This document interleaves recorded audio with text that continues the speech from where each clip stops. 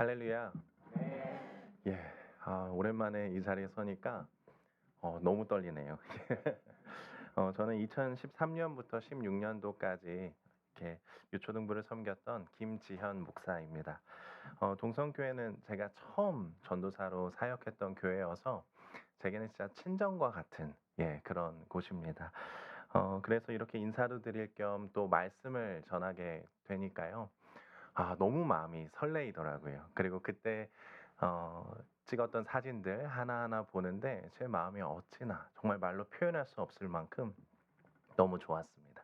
그래서 정말 엉성한 실력으로 그 당시에 만들었던 영상 하나 보고 말씀의 자리로 나아가겠습니다. 예.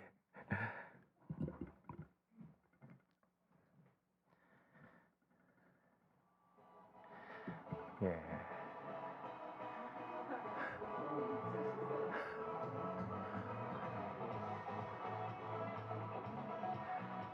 예, 화질이 좋지 않습니다. 한 10년 돼 가지고요.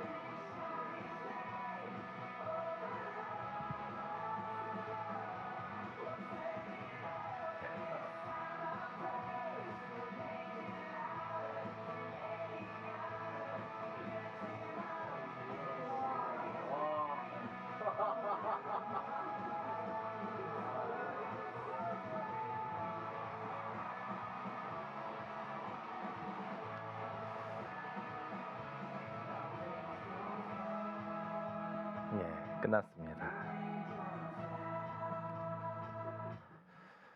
예.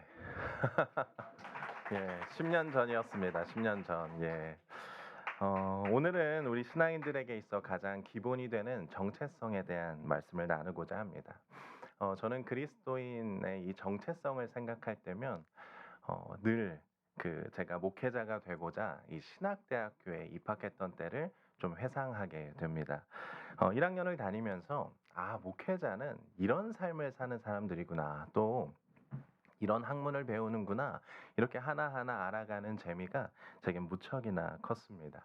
제가 그때 이제 결단하는 마음으로 이제 특히 좋아해서 많이 불렀던 찬양이 있는데요. 돌아서지 않으리라는 찬양입니다. 많이들 아시죠?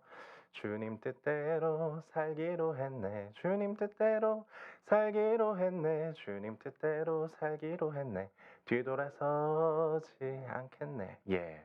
이 찬양 제가 너무 좋아해가지고 참 많이 불렀습니다. 근데 어느 날 한 수업에서요, 이제 교수님이 갑자기 그런 질문을 하셨어요. 여러분, 돌아서지 않으리란 찬양 아시나요? 그래서 제가 너무 반가운 마음에, 예, 교수님, 저 그 찬양 너무 좋아합니다. 막 대답을 했습니다. 근데요, 갑자기 교수님이 저를 이렇게 똑바로 쳐다보시면서 갑자기 화를 내시는 거예요. 예. 저는 이제 갓 1학년 입학한 새내기입니다. 근데 교수님의 얼굴이 막 벌개져 가지고 화를 내시니까 제가 얼마나 당황했는지 모릅니다. 왜 그런지 들어보니 이 찬양 3절에 이런 가사가 있습니다. 세상 등지고 십자가 보내 세상 등지고 십자가 보내 세상 등지고 십자가 보내 뒤돌아서지 않겠네.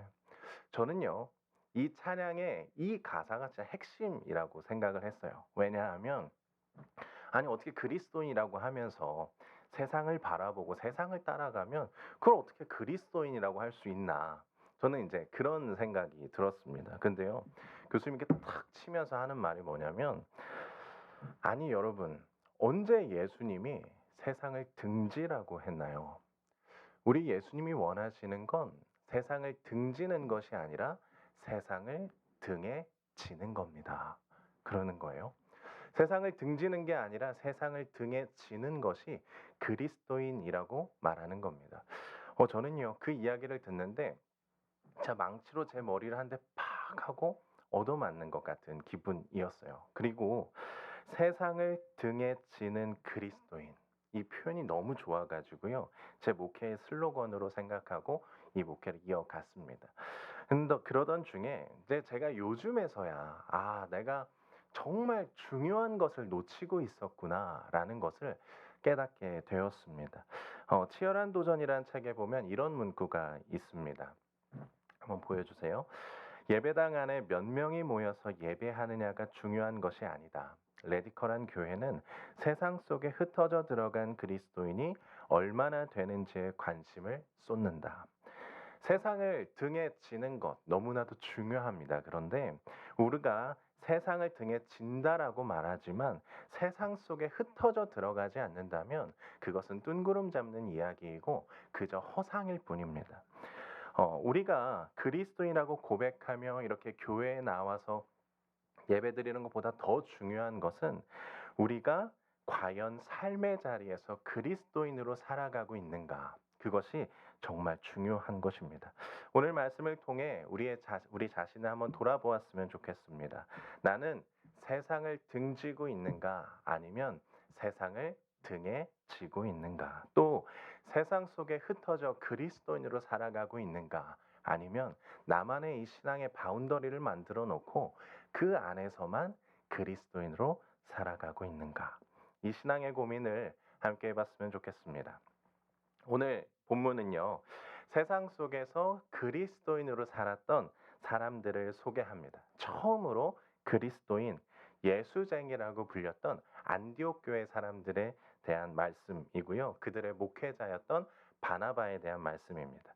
예수님께서 이제 십자가에 달리시고 부활하셨던 그 당시 그 배경을 좀 살펴보면요, 로마가 최고의 강대국이었습니다. 그래서 이스라엘도 그리고 그 주변 국가들도 다 이 로마의 지배 안에 있었습니다. 그 중에서 이 안디옥이라는 지역은요, 그 거대한 로마 제국 안에서도 세 번째로 큰 도시였고요. 어, 수많은 사람, 문화, 물건들이 오고 가는 국제화된 도시였습니다. 그리고 얼마나 부자였는지 사람들은 이 안디옥을 가리켜서 황금 도시라고 부를 정도였습니다.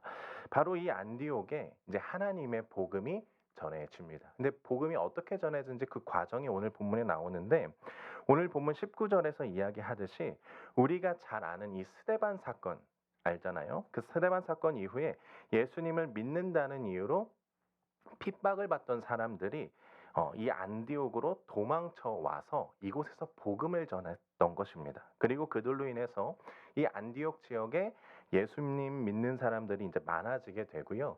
이 소문이 이제 점점 퍼져 나가게 돼요. 근데 예루살렘 교회가요, 이 소문을 듣고 중요한 결정을 하나 내리는데, 오늘 본문 22절입니다. 제가 읽겠습니다. 예루살렘 교회가 이 사람들의 소문을 듣고 바나바를 안디옥까지 보내니, 예루살렘 교회는 안디옥 성도들을 위해 바나바라는 사람을 보냅니다. 이 사람이 어떤 사람인가 또 본문에 나오는데요. 24절입니다. 바나바는 착한 사람이요 성령과 믿음이 충만한 사람이라 이에 큰 무리가 주께 더하여 지더라. 근데 전승에 의하면요, 이 바나바는요, 예수님의 12제자 외에 누가복음에 등장하는 70인의 제자 중 하나라고 소개를 하고 있고요. 또 사도행전 4장에 보면 본래 이름은 요셉이고 위로의 아들이라는 별명으로 불렀던 것이 바나바입니다. 그리고 또 오늘 본문에서는 이 사람이 착한 사람이요 성령과 믿음이 충만한 사람이라고 소개합니다. 그래서 그가 안디옥에 도착해서 복음을 전했을 때에 아주 많은 사람들이 예수님을 믿게 되었다라고 해요. 근데 저는 여기서 이 바나바에 대한 아주 놀라운 말씀을 하나 발견하게 되었습니다. 25절과 26절인데 한번 같이 읽겠습니다.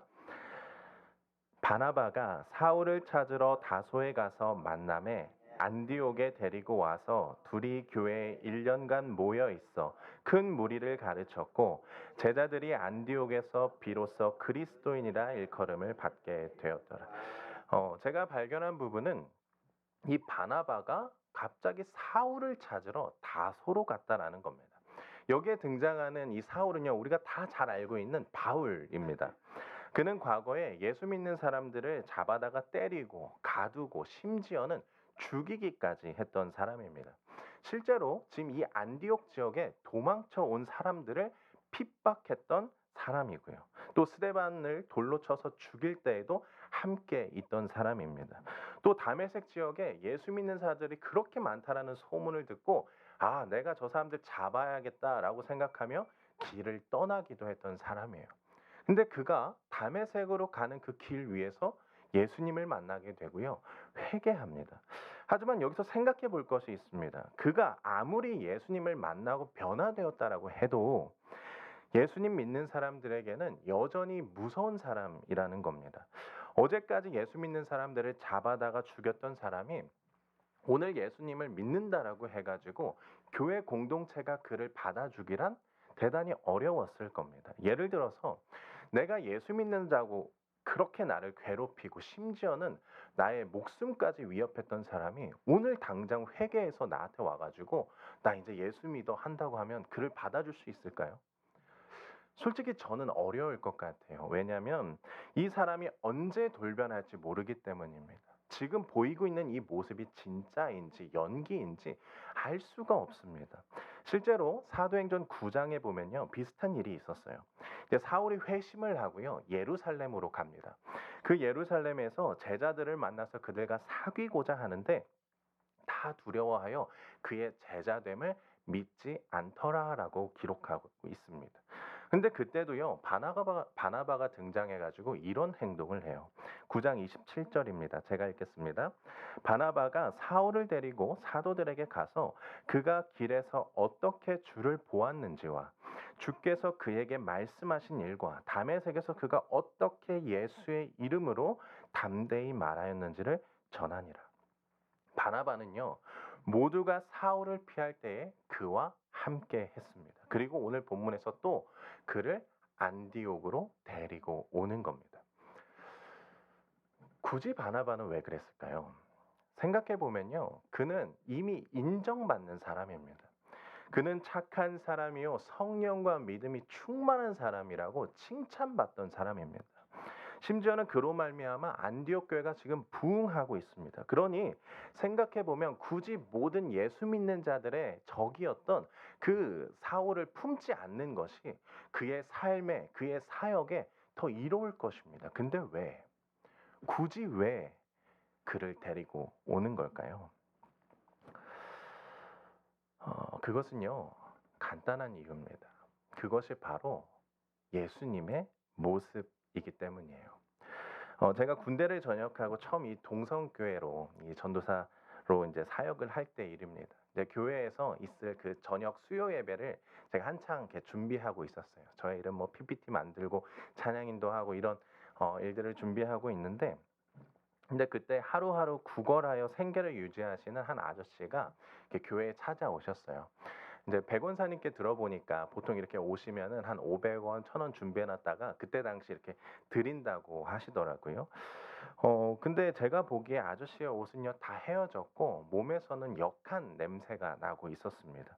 그리고 저녁 때가 가까운 시간이라 무척이나 배가 고파 보이셨어요. 근데 어린 전도사 마음에 문득 그런 생각이 들었습니다. 아, 예수님이라면 어떻게 하셨을까? 예, 그 생각을 했어요. 근데 그때 제 마음에 예수님이라면 꼭 따뜻한 밥을 대접했을 것 같은 마음이 드는 거예요. 그래서 제가 아저씨께 물었습니다. 아저씨, 혹시 식사하셨어요? 안 하셨으면 저랑 같이 식사하시겠어요?" 근데 아저씨가요 좋다고 하시는 거예요. 무척이나 배고픈 표정을 지으면서 좋다고. 그래서 제가 또 한 가지 질문을 했습니다. "아저씨 그러면 무슨 음식 드시고 싶으세요?" 근데 제가 이 질문을 하고요. 순간적으로 '아차.' 싶었어요. 왜냐면 아저씨가 이 근처의 식당들을 잘 모르실 것 같고 갑작스럽게 메뉴를 정하라고 하니까 아저씨가 좀 곤란하실 것 같은 거예요. 근데 저의 이 걱정과는 다르게 단 1 초의 망설임도 없이 아저씨는요 "고기"라고 하셨어요. 고기 먹고 싶어요. 오히려 제가 당황을 좀 했습니다. 예. 저는 당시 학생 전도사였기 때문에 그렇게 고기를 사 먹으러 가는 일이 자주 있는 일은 아니었어요. 그날도 인제 만약 아저씨가 오지 않았다면 뭐 편의점에 도시락이나 뭐 삼각김밥 먹었을 텐데 아저씨가 고기 먹고 싶다고 하는 거예요. 근데 여기서 제가 만약에 아저씨한테 그건 안 된다고 하면 아저씨가 무척 당황하실 것 같아 가지고 같이 갔습니다. 근데 고깃집에 가서 인제 문을 열고 들어가 앉았어요. 근데요 주인이 급하게 나와 가지고 정중하게 이렇게 얘기하더라고요. "손님, 다른 손님들을 위해 나가 주세요."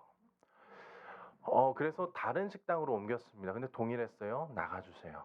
또 많은 식당들을 갔는데요. "나가 주세요." 그러더라고요. 그 이유는 아저씨의 냄새와 이 겉모습 때문이었습니다. 그래도 다행히 한 순대국밥집이 이렇게 들어갈 수 있어 가지고 그곳에서 맛있는 순대국밥을 먹었습니다. 그 이후로 저와 아저씨는 좀 친해져 가지고요.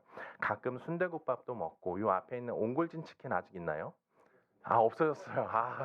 그 옹골진 치킨 가 가지고 치킨 뜯으면서 예 서로의 삶을 좀 이렇게 나누는 시간을 가졌었습니다. 제가 그때 그런 일들이 있었는데 백원사님께서 그때 저한테 그런 질문을 하셨어요. "전사님 왜 구걸하시는 저분과 그렇게 식사를 하세요?" 근데 제가 그때 좀 의를 드러내는 것 같아 가지고 뭐 다른 답변은 말씀 안 드렸는데 그때 제 마음에 그런 믿음이 있었습니다. 만약 예수님이라면 지금 저와 같이 저 아저씨의 친구가 되어 주셨을 것이다. 그리고 따뜻한 식사를 함께 하셨을 것이다. 그렇게 예수님의 제자였던 또 바나바도 예수님을 생각하며 삶을 돌이킨 이 사울을 직접 찾아가 용서하고 받아주고 세워주는 일을 한 것입니다. 저는 오늘 본문을 묵상하는데 문득 그런 생각이 들었습니다. 이 모습을 지켜보던 안디옥 교회 사람들은 무슨 생각을 했을까? 바나바의 행동은요, 세상의 가치관과 기준으로 볼 땐 대단히 어리석은 행동입니다. 물론, 사울을 용서하는 것이 예수님의 모습이라는 건 아마도 다 알았을 거예요. 근데 아는 것과 행동하는 것은 엄연히 다릅니다. 근데 이 바나바는 아는 것을 넘어 행동으로 예수님의 모습을 보여줍니다. 미국의 작가이자 교육자인 파커 팔머라는 사람이 이런 말을 했습니다. 교사의 임무는 보여주세요. 교사의 임무는 학생들에게 사실들을 채워 넣는 것이 아니라 학생들의 내면에 들어있는 진리를 이끌어 내는 것입니다. 바나바는요, 이 안디옥 교회 사람들에게 그리스도의 복음을 말로써 채워 넣지 않았습니다. 그는 자신의 삶에 드러나는 그 진리를 그들에게 전한 겁니다. 그렇기에 이것을 보았던 안디옥 교회 사람들에게 그들의 삶에서도 이제 이 진리가 드러나는데요. 그 결과 놀라운 일이 벌어집니다. 아까 읽었던 25절과 26절을 다시 한번 읽겠습니다. 함께 읽겠습니다. 바나바가 사울을 찾으러 다소에 가서 만남에 안디옥에 데리고 와서 둘이 교회에 1년간 모여 있어 큰 무리를 가르쳤고 제자들이 안디옥에서 비로소 그리스도인이라 일컬음을 받게 되었더라. 바나바가 사울을 데리고 오기 전에도 예수 믿는 자들은 늘어났습니다. 많아졌습니다. 그러나 그들이 그리스도인이라고 불리지는 않았습니다. 그런데 바나바가 사울을 데리고 오며 삶으로 예수님의 모습을 가르친 이후에는요, 그들의 삶이 변하여 그리스도인으로 불리기 시작했다라는 겁니다. 어떻게 해서든지 다른 사람들을 짓밟고 험담하고 가난한 사람 돈 뺏어서 내 주머니에 넣고 힘없고 연약한 사람 노예 만들고 내가 싫어하는 사람에게 복수하며 사는 것이 당시 그 사람들의 문화였는데 이들은 그렇지 않았다라는 거예요. 오히려 가난한 사람, 배고픈 사람들에게 맛있는 밥을 차려주고 힘없고 연약한 사람들을 도와주고 내가 싫어하는 원수까지도 이해하고 받아주고 심지어는 사랑하기까지 했다라는 겁니다. 그러니까 사람들이요, 이 사람들을 보면서 야, 저 사람들 참 이상하다. 왜 저러지? 라고 비꼬면서 했던 이야기가 예수쟁이. 오늘날로 말하면 그리스도인인 겁니다. 여기 있는 우리도 예수님처럼 살고자 한다면요, 세상은 동일하게 말할 거예요. 야, 그 이상한데, 아닌데. 이미 우리는 알고 있습니다. 세상의 기준과 가치관으로 보면요, 예수님의 모습을 따라가는 것은 우리에겐 대단히 어리석어 보일 수 있어요. 오히려 우리의 신앙의 연수가 늘어나고 경험이 쌓이면 쌓일수록 굳이 그럴 필요 없어라고 우리는 생각하게 됩니다. 그런데 오늘 성경은요, 그 길이 예수님의 길이기에 굳이 안디옥 교회 사람들은 그 길을 따랐다라고 말하고 있는 겁니다. 우리나라 우리 선조들에게서도요, 이와 같은 모습을 찾아볼 수가 있습니다. 19세기에 우리나라에 이제 막 복음이 들어올 때 이야기예요. 서울 정동에 있던 언더우드 선교사님 집에 갑자기 낯선 사람들이 갑자기 찾아왔습니다. 그들은 황해도 소래라는 마을 사람들이었는데요. 그들이 다짜고짜 와서 선교사님한테 하는 이야기가, 선교사님, 저희한테 세례를 주십시오. 그러는 거예요. 당신들이 누군 줄 알고 세례를 줍니까? 당신들 기독교에 대해서는 알고 있습니까? 이렇게 물었답니다. 그때부터 선교사님과 이 소래교인들 사이에 신앙문답이 오고 갔대요. 알고 보니 이들은 서상륜이라는 사람을 통해 복음을 접하고 약 3년이라는 시간 동안 신앙생활을 해왔던 겁니다. 그래도 믿기지 않는 듯 이 엉더우드 선교사님이 의심하는 눈초리를 보이자 그들이 갑자기 입고 있던 이 두루마기를 벗더랍니다. 근데 이상하게도요, 그들 모두의 등에는 하나같이 나무 십자가가 매어 있었대요. 그게 뭐요? 라고 선교사님이 묻자 그들은 이렇게 대답했습니다. 저희가 출발하기 전에 성경을 읽는데 예수님께서 예루살렘으로 올라가시면서 제자들에게 하셨던 말씀을 보았습니다. 누구든지 나를 따라오려거든 자기를 부인하고 자기 십자가를 지고 나를 따를 것이니라. 성경에서의 예루살렘은 우리에게 서울이기에 서울에 올라가면서 그냥 갈 것이 아니라 주님의 말씀에 순종하고자 각자 십자가를 만들어 등에 지고 왔습니다. 라고 하는 거예요. 그렇게 그들은요, 나무 십자가를 몸에 묻고 천리길을 걸어 이 서울에 도착한 겁니다. 지금 생각해 보면요, 너무 어리석어요. 그렇죠? 순수하다 못해 이 행동은 진짜 어리석어 보입니다. 그러나 한국 복음화의 시작은요, 이렇게 순수한 신앙, 순수한 마음으로 하나님의 복음을 받아들이고 이렇게 순수한 마음으로 하나님의 복음을 삶으로 살아내고자 몸부림쳤던 사람들이 있었기에 우리나라의 복음화는 시작될 수 있었습니다. 제가 이 이야기를 읽으면서 그런 생각이 들었어요. 지금의 나는 이러한 순수한 신앙을 가지고 있나? 아닌 것 같더라고요.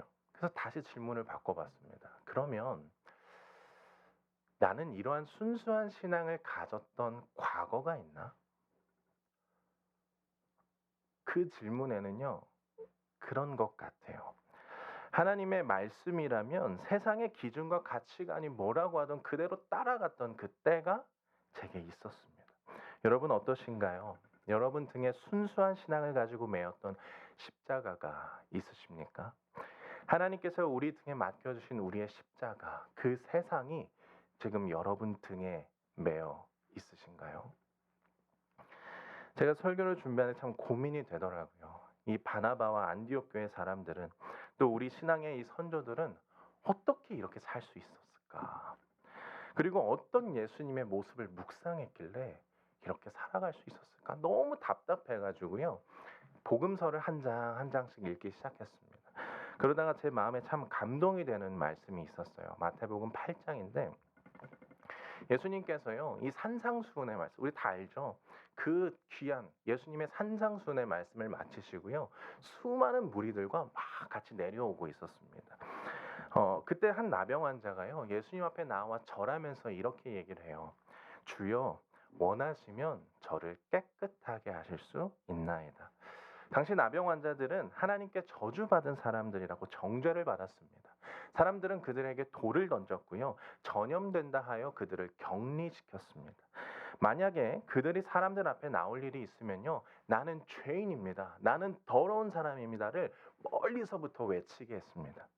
그런 나병 환자가요. 갑작스럽게 지금 예수님 앞에 나오는 거예요.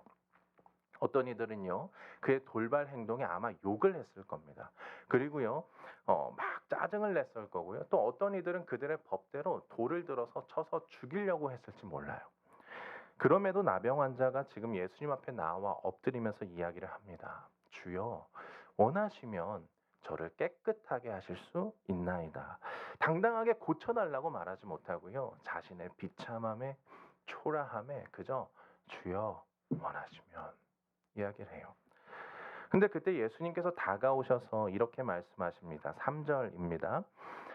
예수께서 손을 내밀어 그에게 대시며 이르시되 내가 원하노니 깨끗함을 받으라 하시니 즉시 그의 나병이 깨끗하여진지라.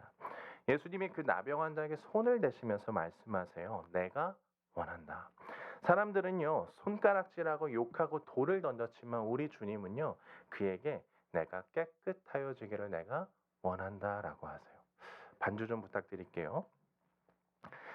그가 가진 아픔, 슬픔, 좌절, 절망, 끊임없이 이어지는 깜깜한 터널과 같은 그 고통 속에서 우리 주님께서는요, 내가 깨끗하여지기를 원한다라고 말씀하세요. 이것은요, 예수님이 그 나병 환자의 모든 아픔을요, 자신의 십자가로 다 긁어 모아서 등에 지시는 거예요. 좀 더 구체적으로 그 상황을 한번 상상해 보면요, 예수님은 일어서 계셨어요. 그렇죠? 예수님이 일어서 계신데 그 나병 환자는 엎드려 있었습니다. 근데 그 나병 환자에게 손을 대기 위해서는요, 예수님은 무릎을 굽히셔야 합니다. 여기서 중요한 표현이 하나 나와요. 예수님께서 손을 내밀어라는 표현이 있거든요. 근데 여기서 손을 대다라는 원어에는요, 또 다른 의미가 하나 있어요. 뭐냐면 끌어 안다라는 의미가 있습니다. 그럼 이렇게 해석해 볼 수가 있어요. 엎드려 있는 나병 환자를 보시고요, 예수님은 그 즉시 무릎을 굽히시고요, 그를 와락 끌어 안으셨다라는 거예요. 그러면서 말씀하십니다. 내가 깨끗하여지기를 내가 원한다. 사람들은요, 가까이 가지도 않았어요. 냄새나다고 부정하다고 욕하고 돌을 던지려고 했습니다. 그러나 주님께서는 그를 위해 무릎을 굽히시고 안으시는 거예요. 여러분, 이것이 예수님의 모습입니다.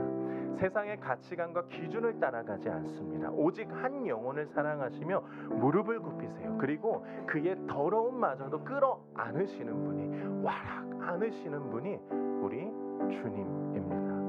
그렇기에 바나바와 안디옥 교회 사람들이, 우리 신앙의 선조들이 그 예수님을 닮고자, 그 예수님처럼 살고자 몸부림쳤던 겁니다. 그리고 그 예수님처럼 세상을 등에 지는 그리스도인으로 살아간 겁니다. 사랑하는 여러분, 오늘 말씀을 통해 이렇게 결단했으면 좋겠습니다. 주님, 세상을 등지고 살아가는 것이 아니라 세상을 등에 지는, 세상 속에 흩어져 그 세상을 등에 지는 그리스도인이 되게 하여 주시옵소서. 예수님의 길을 따랐던 안디옥 교회 사람들처럼, 어리석어 보일 정도로 순수한 신앙을 고집했던 우리 신앙의 선조들처럼 나의 삶이 진정한 그리스도인이 되게 하여 주시옵소서. 이 시간 함께 결단 찬양 부르면서 우리의 마음을 주님께 올려드렸으면 좋겠습니다. 이 땅의 내 삶이, 이 땅의 내 삶이 비록 버겁더라도 주님의 선하심 나 믿으며 가리. 이 작은 자통에 주가 이루어 가시니 감사로 사는 삶 나 우리 한 번 더 고백할까요? 이 땅에 내 삶이 비록 버겁더라도 주님의 선하심 나 믿으며 가리. 이 작은 자통에 주가 이루어 가시니 감사로 사는 삶 나 살기 원. 내 삶의 시간 속에 주 일하시네. 내 모든 여정 속에 함께 하시네. 깊고도 크신 주의 영광을 나 보리라. 위대하신 주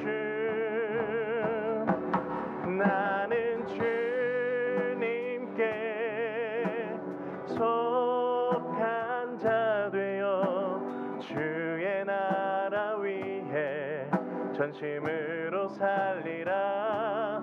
주의 마음에 합한 자 되어 맡기신 소명을 나는 주님께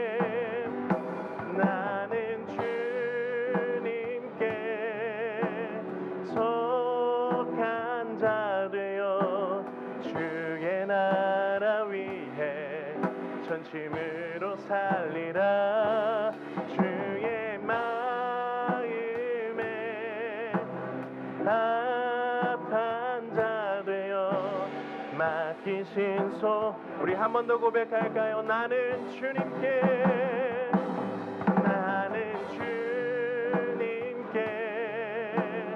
속한 자 되어 주의 나라 위에 전심으로 살리라. 주의 마음에 합한 자 되어 맡기신 소.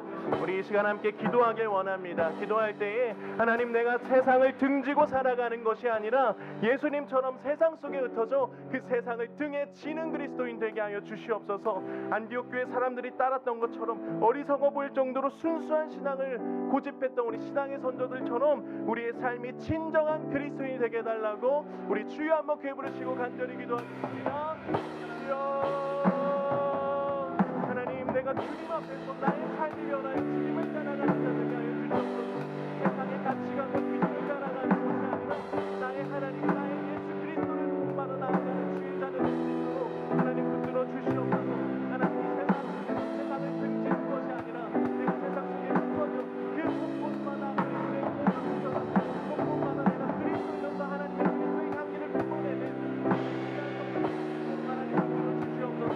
하나님, 내 삶이 비록 연약하고 내 삶이 가끔은 버겁고 지치고 때로는 무너지고 어려운 순간들을 경험하지만 그럼에도 불구하고 나의 하나님, 나와 함께 하시는 내 삶을 주님을 통해 가시니 나를 믿고 이끌어 주시는 우리 오직 여호와 하나님이시기에 그 주님 한 분만을 붙잡고 그 한 분만을 의지하고 나사렛 예수 그리스도의 이름을 붙들고 나아가는 주의 자녀들 수 있게 하여 주옵소서. 하나님, 내가 이렇게 될지라도 하나님께서 가셨던 그 길, 예수 그리스도께서 가셨던 그 길, 하나바와 안디옥 교회의 사람들, 우리 신앙의 선조들이 갔던 그 길을 나도 함께 주의 이름 붙들고 나아갈 수 있도록 하나님 도와주시옵소서. 하나님 붙들어 주시옵소서. 하나님을 주님만을 의지합니다.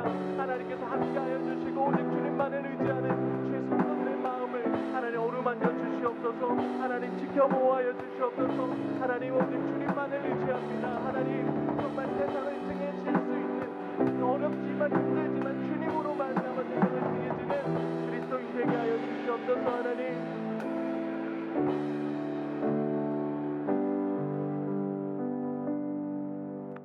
사랑이 많으신 하나님 아버지, 오늘은 안디옥 교회를 통해 우리의 정체성을 되돌아봤습니다.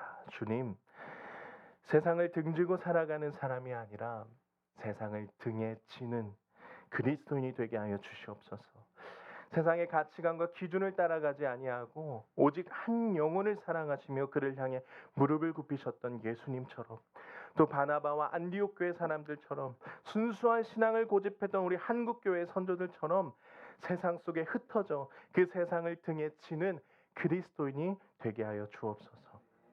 우리가 주님의 마음을 품고 주님의 길을 걸어가게 하여 주옵소서. 이제는 우리 구주 예수 그리스도의 은혜와 아버지 하나님의 무한하신 사랑하심과 성령님의 감동 인도하심이 세상을 등지는 것이 아닌 세상을 등에 지는 그리스도인이 되고자 결단하는 주님의 거룩한 자녀들 머리 위에, 그 가정과 일터와 학업 위에 이제로부터 영원까지 함께 하옵시기를 간절히 축원하옵나이다. 아멘.